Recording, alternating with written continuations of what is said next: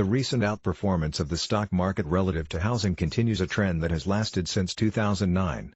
But the stock market has not always done so well when compared to residential real estate. In fact, since 1970, there have been 4 distinctly different periods in the housing versus stock market relationship.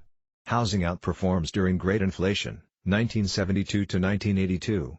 During a period of high inflation in the 1970s and early 1980s, housing prices outperformed equity prices. By 1982, an investment in housing in 1972 would have been worth, on average, 2.7x an investment in equities. Stocks performed better during the Great Disinflation, 1982 to 2000.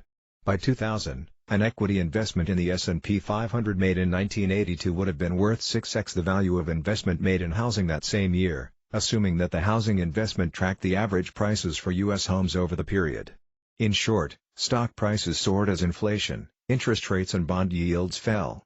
Meanwhile, real estate prices were cyclical, rising in the 1980s, falling from 1989 to 1994 and then slowly rising again.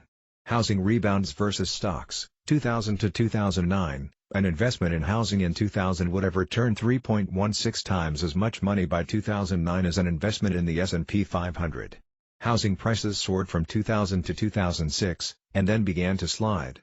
Although the collapse in the housing market triggered the global financial crisis, the stock market fell more than housing did from 2007 to early 2009, minus 60% versus minus 35%. Stocks outperformed from 2009 onward. Continued low inflation and low bond yields boosted equities more than real estate as the economy recovered from the global financial crisis. But will the tables begin to turn once again? So far equities have done quite well coming out of the pandemic. That said, equity valuations are at extremely high levels that appear to be predicated on the continuation of low long-term interest rates. By contrast, if inflation does prove to be more persistent than most investors appear to expect, that could be good news for investors in residential real estate, at least on a relative basis.